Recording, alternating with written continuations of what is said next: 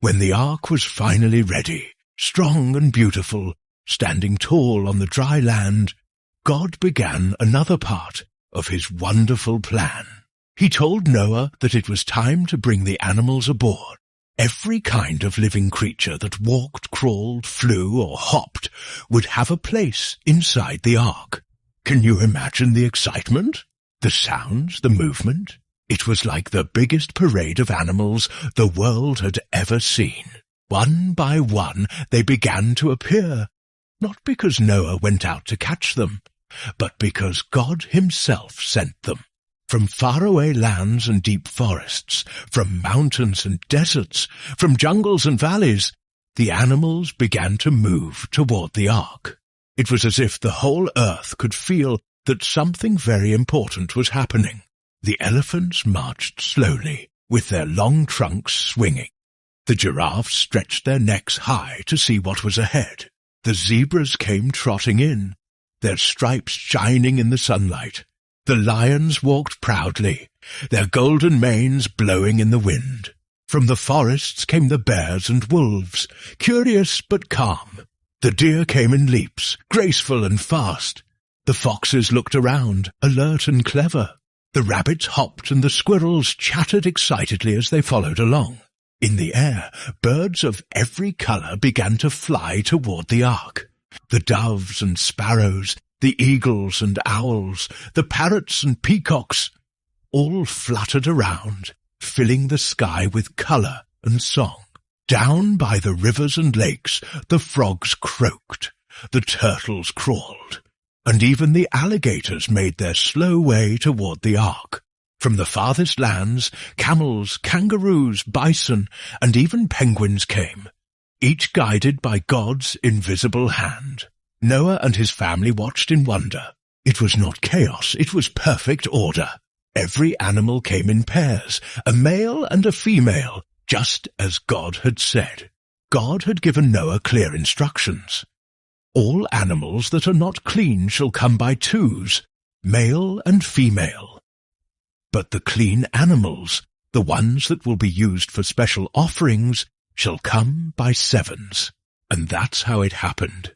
The cows, sheep, goats, and doves came in groups of 7, while the tigers, bears, monkeys, and lions came in pairs. Noah counted them carefully, making sure everyone had a place.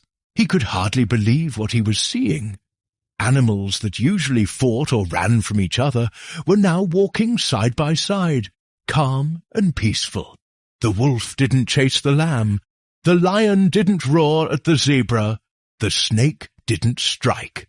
For a moment, it was as if the world had gone back to the peace of Eden, when everything lived in harmony.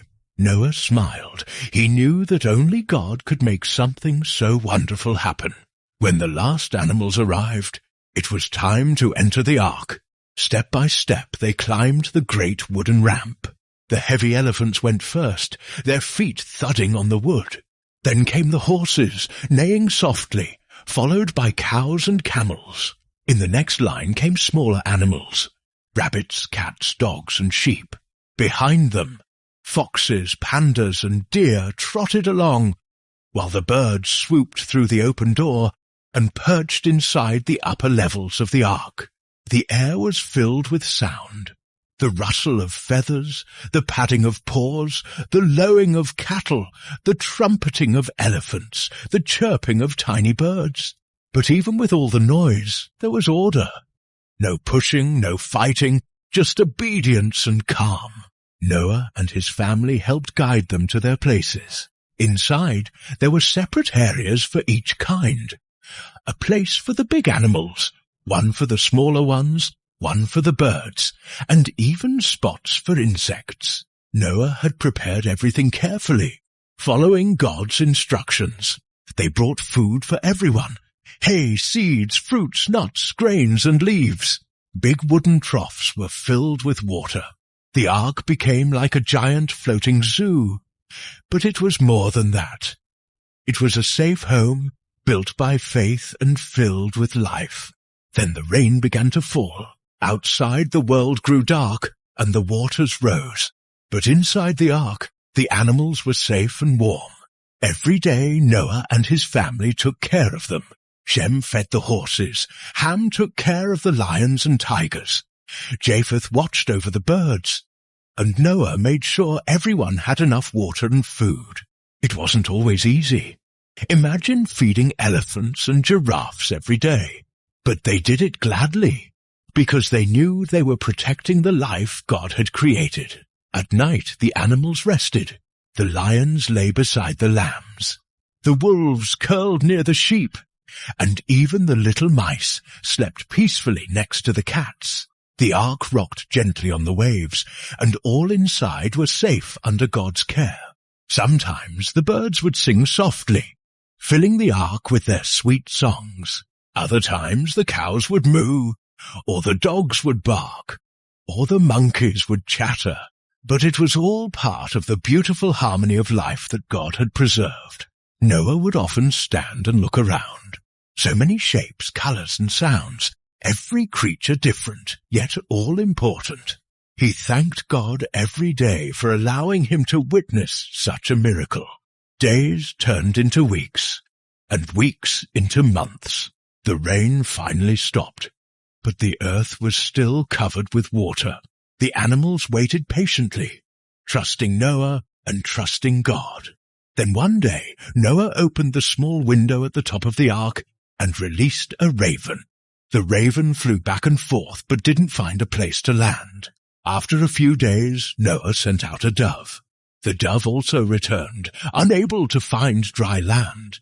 A week later, Noah sent the dove again, and this time it came back with an olive leaf in its beak.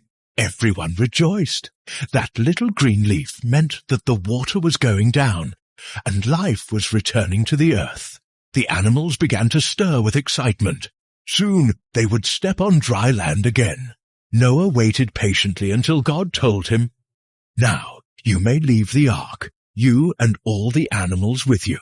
The great door of the ark was opened and light poured in. The animals stepped out slowly, blinking at the bright sun. The elephants trumpeted with joy. The birds soared into the sky.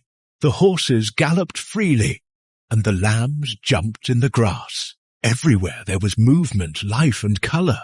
The world smelled fresh and clean. Noah and his family knelt and thanked God. Then Noah built an altar and offered a sacrifice with some of the clean animals, showing his gratitude for God's protection and love. And God made a promise, a beautiful promise that would never be broken. He said that never again would he destroy the earth with a flood. To seal that promise, God placed a bright rainbow in the sky. When the animals looked up, they saw all the colors shining together. Red, orange, yellow, green, blue, and violet. And maybe, just maybe, they understood that it was a sign of peace. The story of the animals in Noah's Ark is not just about a flood. It's about faith, obedience, and the value of every living creature. Each animal, big or small, fierce or gentle, had a purpose. God cared for all of them and wanted them to have a second chance. Through their obedience, they showed that even animals can teach us about trust. The lion teaches courage. The dove teaches peace. The elephant teaches strength. The lamb teaches gentleness. The dog teaches loyalty. And the little ant teaches hard work and cooperation. Inside the ark, they all lived side by side, reminding us that God's plan includes every part of his creation. Even today, when we see the rainbow in the sky, we can remember not only God's promise, but also all those animals who walked up the ramp into the ark. Pairs of two, hearts full of trust, ready to begin again. Children, every animal you see, from the tiniest ladybug to the tallest giraffe, was made with love by God. He gave each one its own shape, color, and voice. Some roar, some chirp, some whisper, some sing, but all remind us of the Creator's care. The story of Noah's animals is a story of hope and new beginnings. It teaches us to care for nature, to respect all living things, and to trust in God's perfect timing. Just as the animals obeyed God and found safety in the ark, we too can find safety when we listen to his voice and follow his path. And every time you see a rainbow in the sky, remember, God keeps his promises to Noah, to the animals, and to you.